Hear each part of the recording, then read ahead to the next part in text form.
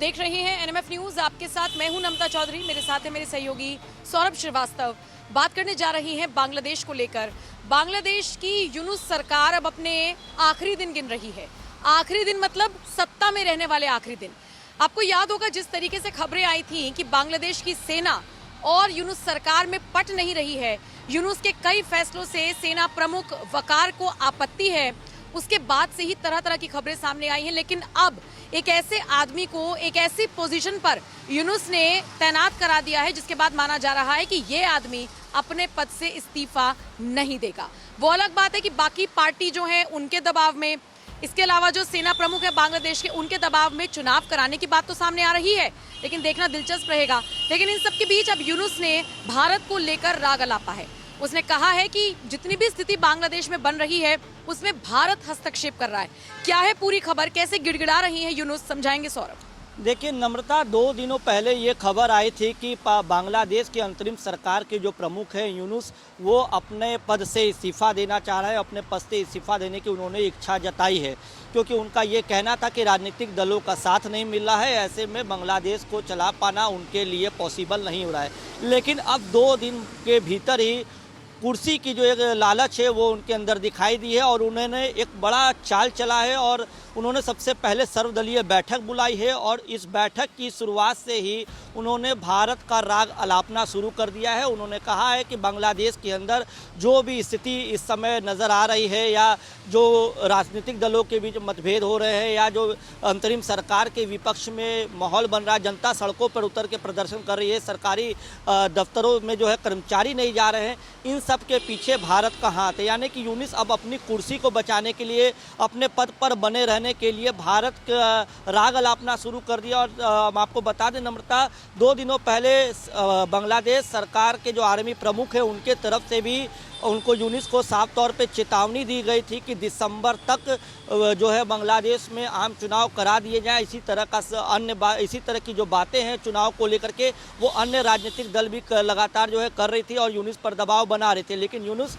अभी चुनाव न कराने को लेकर के उनकी प्लानिंग है और कुर्सी पर कैसे ज़्यादा से ज़्यादा दिनों तक बने रहें, इसके लिए अब उन्होंने नई चाल चल रही है और भारत का राग अलापना शुरू कर दिया है। और बल्कि जिस चीज़ का जिक्र मैं सौरभ शुरुआत में कर रही थी, खलील उर रहमान को एनएसए यानी राष्ट्रीय सुरक्षा सलाहकार बांग्लादेश का बनाया गया है और ये वो आदमी है जो most dangerous man of Bangladesh माना जाता है।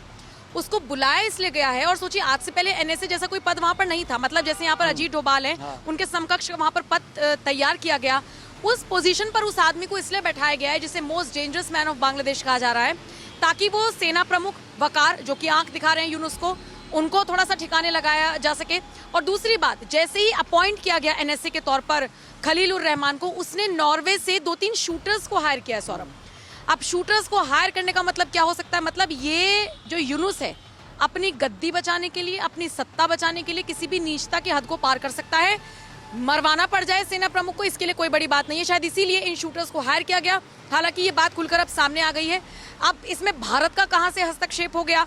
अरे भारत ने तो उस वक्त हस्तक्षेप करना उचित नहीं समझा था जब आपके यहाँ पर हिंदुओं को मारा जा रहा था। कितनी बार सौरभ सवाल उठे थे यहाँ पर कि मोदी सरकार कोई हस्तक्षेप क्यों नहीं करती है। लेकिन धीरे धीरे सही, ग्रेजुअली सही हमने कदम बढ़ाए, क्योंकि हम हमेशा से शांति प्रिय देश रहे हैं।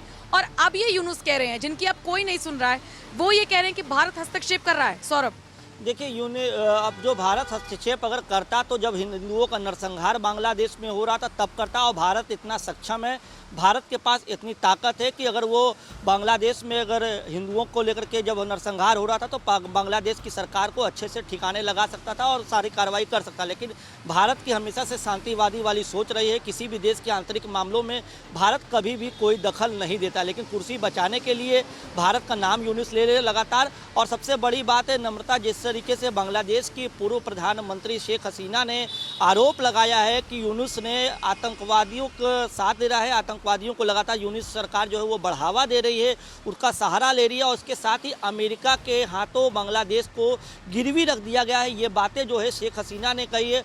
और सबसे बड़ी बात है, हम आपको बता दें कि आर्मी चीफ भी जो है यूनुस से इसलिए नाराज बताए जा रहे हैं कि उन्होंने आर्मी को जानकारी दिए बिना अमेरिका के साथ डील करते हुए गुप्त तरीके से बांग्लादेश और म्यांमार बॉर्डर पर मानवीय कॉरिडोर बनाने की योजना पर उन्होंने काम शुरू कर दिया, जिसे वकार ने कहा ब्लडी कॉरिडोर। हाँ, जिसे वकार ने ब्लडी कॉरिडोर कहा।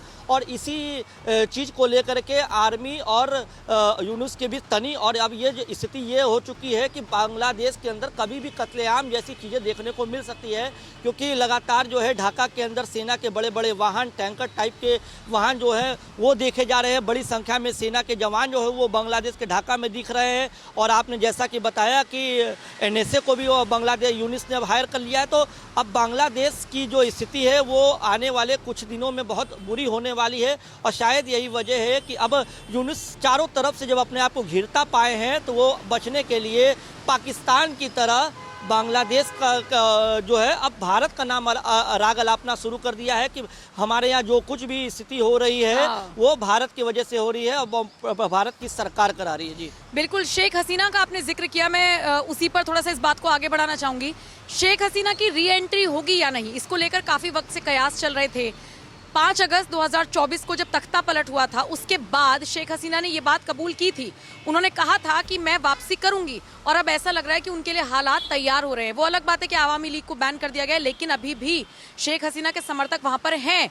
वो वहां पर शेख हसीना के लिए ग्राउंड तैयार कर रहे हैं, और शायद इसीलिए पिछले काफी महीनों से सौरभ शेख हसीना ये कह लीजिए लुप्त थी, नजर नहीं आ रही थी, लेकिन अब मीडिया, सोशल मीडिया का सहारा लेकर वो अपनी बात रख रही हैं, अपनी राय रख रही हैं। शायद इसीलिए उनका एक बयान सामने आता है, बाकायदा फेसबुक पोस्ट है उनका, जिसमें वो ये बात लिख रही हैं कि यूनुस ने पूरा बांग्लादेश बेच दिया अमेरिका को, आतंकवादियों के हाथे उन्होंने बांग्लादेश को खाली कराया या तख्ता पलट कर आया। वो इस तरह का बयान दे रही हैं जो बताता है कि वो फिर से री एंट्री करने वाली हैं बांग्लादेश में, और इसीलिए शायद अब यूनुस गिड़गिड़ा रहा है बाकी नेताओं के सामने कि बाकी सारे एक साथ आ जाओ ताकि हम शेख हसीना को ना आने दें। देखिए नम्रता, शेख हसीना जो है वो लंबे समय तक जो है बांग्लादेश की सत्ता पे काबिज रही हैं और बांग्लादेश की हालात को और तमाम चीज़ों को, सिचुएशन को वो बहुत अच्छे से समझती हैं। आपको याद होगा जब तख्ता पलट हुआ था तो उसके बाद पूरी तरीके से शेख हसीना साइलेंट हो गई थी। हाँ। कहीं ना कहीं वो मौके का इंतजार कर रही थी और वो देखना चाह रही थी कि कब स्थिति बांग्लादेश में यूनुस के विपरीत होती है तब वो एक्टिव होंगी। तो बांग्लादेश में भी ये उम्मीद जताई जा रही थी कि भाई यूनुस बांग्लादेश की बेहतरी के लिए कुछ बड़े कदम उठाएंगे, कुछ अलग तरीके से काम करेंगे। लेकिन महज कुछ महीनों के भीतर में जिस तरीके से यूनुस को लेकर के बांग्लादेश में भारी विरोध हुआ है वो बता रहा है कि अब शेख हसीना के दिन एक बार फिर से बांग्लादेश में लौट सकते हैं, क्योंकि शेख हसीना के जो पार्टी के कार्यकर्ता हैं, भले ही वो पार्टी बैन हो गई लेकिन पार्टी के जो कार्यकर्ता हैं वो लगातार बांग्लादेश में उनके लिए पिच तैयार कर रहे हैं। अगर ऐसे में जब चुनाव होता है या तख्ता पलट की सिचुएशन आती है तो कुछ ऐसी चीज़ें सामने, चौंकाने वाली चीज़ें आ सकती हैं जो शेख हसीना के पक्ष में होंगी। बिल्कुल, तो फिलहाल इस खबर को लेकर आपका क्या कुछ कहना है, अपनी राय हमें कमेंट कर जरूर बताइएगा।